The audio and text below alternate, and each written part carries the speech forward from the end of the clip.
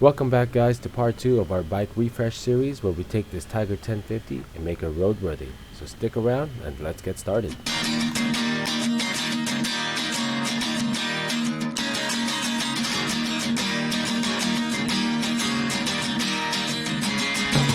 We're doing pretty good on our list. So far we've done our front brakes, our fork, oil change, the rear brakes, chain, and charge the battery. Now the next aspects I have on my list are the air filter, a coolant flush, clutch cable, re-lube, and then plugs. All of those tasks require us to remove a good portion of the body panels. So that's why I clumped them together. So now I'm going to take the seat off, body panels, pop up the tank so that I can gain access to air filter, which ultimately will allow me to remove the air box to get to the plugs. Also expose the radiator so I can do my coolant flush, and then reroute my, I should be able to get to the clutch routing. So that's next for me. So let's take all these body panels. Now my bike that I'm working on here is a Triumph Tiger 1050, but it'll be very similar to your bike. Just be patient, keep track of all the bolts that you're taking off and where they go, because they are going to be different, and just have proper organization. But it's overall not that bad. All of our panels are now off and the tank is removable. There's still the fuel lines connected, but for the most part I'm going to stop dismantling the motorcycle and start with my coolant flush. So here we go. This is a bleed screw. We'll take that out so that it doesn't create a vacuum. Our filler cap and our reservoir tank. Those 3 points you need access to, and then finally we need, this is your water pump. This hose, we're gonna take this hose out, let it come out, take out all of the items we just mentioned and let it drain.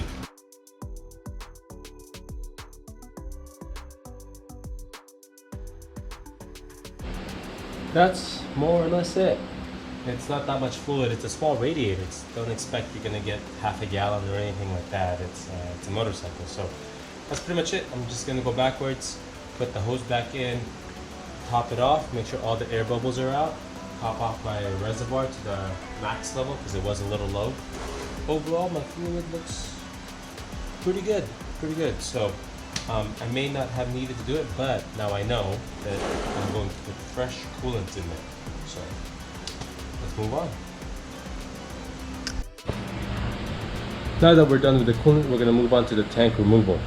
As you can see, my tank's already removed. It's a pretty good sized tank.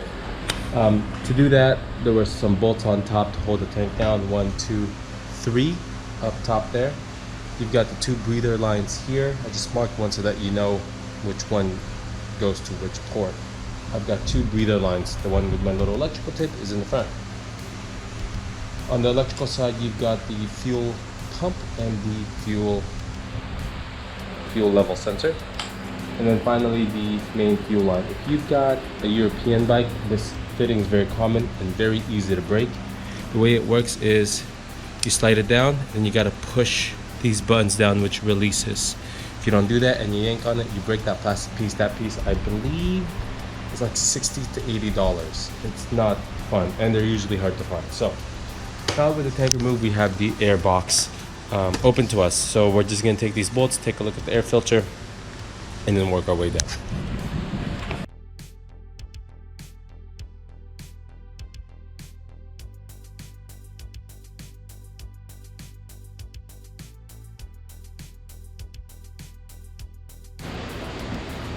Well, looks like I had a K&N filter in there already, which means I get to return my purchased K&N filter.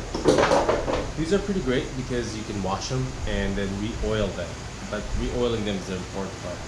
So what I'm gonna do is I'm just gonna take it to the sink, slosh some soapy water around, and then take the air compressor and blow compressed air through it until it's somewhat dry, and then spray with oil, and then this is a lifetime filter. So I think that's like $50 that I saved there.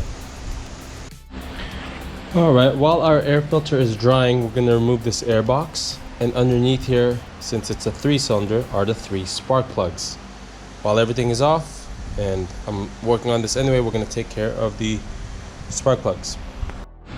Okay, now that you have the air box removed, you've got your plugs here.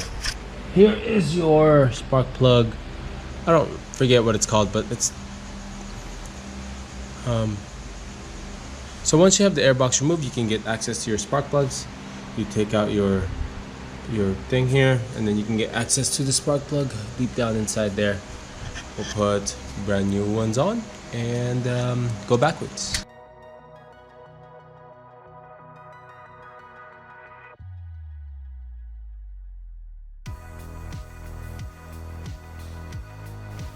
If you've ever changed spark plugs in a car, it's identical on the motorcycle. You gotta have a couple of extensions that will make your life a lot easier, and just make sure you're not over torquing the part. Just hit it snug and the little quarter turn should be just fine.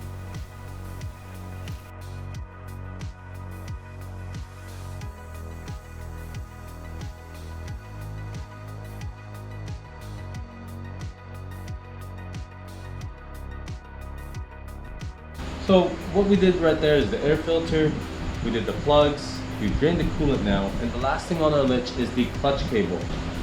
So here's that clutch cable, and my little trick is taking silicone lubricant, getting the little nozzle in there, and just spraying it into the jacket, letting some fluid build up, and just working it through the line. You'll start feeling the lubricant work its way down and the friction starts to go down.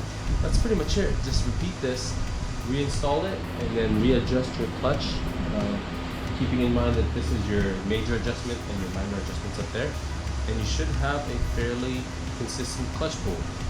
So a little easy tip here to line up or to optimize your clutch.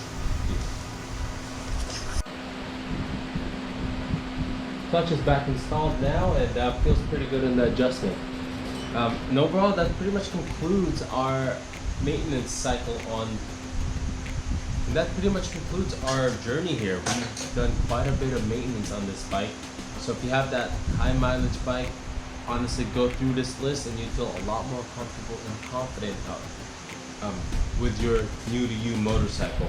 So to recap, we've done the front brakes, the fork inspection. We've done the front brakes that's bleeding and new pads. We've inspected the front forks and did the seal mate fix to stop the leakage. We've gone through, adjusted the clutch, fresh air filter, new spark plugs, new oil, new coolant. In the rear, we've washed the rear fluid as well as put the new brake pads in, adjusted the chain and lubed it. Lastly, we put air in the tires and charged the battery. So this ride is pretty much ready to hit the road and tackle whatever you're going to throw at it. I don't want to bore you guys with putting all the pedals back on, but thank you so much for watching. So if you like this content, please like and subscribe. If you want to see more of this Tiger 1050 on the channel, please comment below. If there's anything else you guys want to see with maintenance, let me know. Either way, thanks for watching. Have a good one.